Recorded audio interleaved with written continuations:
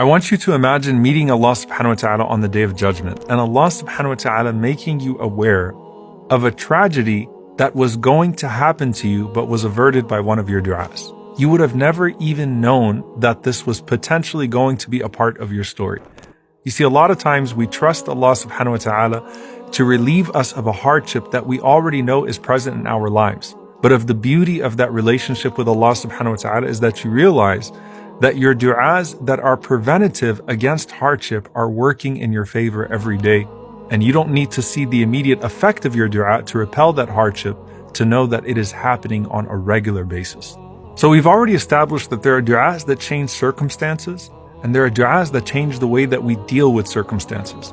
When it comes to hardship, I actually want us to talk about du'as that remove hardship in a tangible sense, and then we can talk about du'as that help us cope with hardship and change our perspective towards them.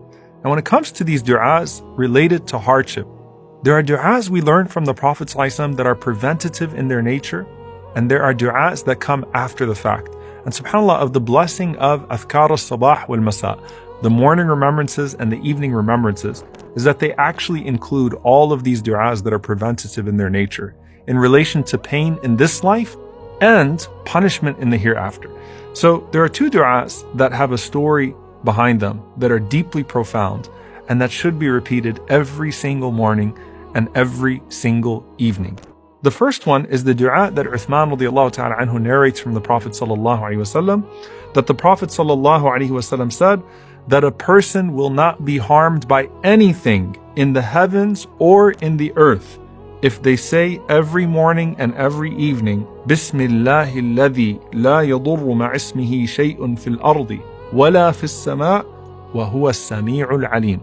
That in the name of Allah, with whose name nothing is harmed on earth nor in the heavens, and He is the all-hearing and the all-knowing. So subhanAllah, when you say Bismillah, you are beginning every affair with the name of Allah subhanahu wa ta'ala, with whose name there is no harm that can coexist.